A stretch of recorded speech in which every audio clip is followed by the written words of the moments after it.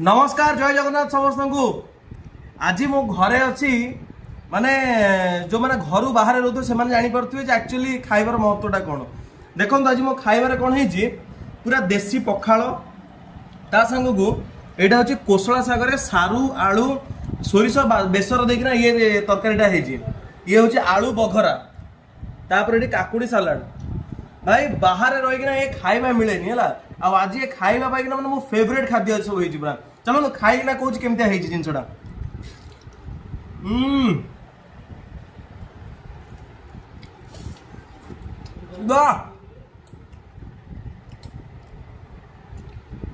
नंगाई आलू जोड़ा आलू बघरा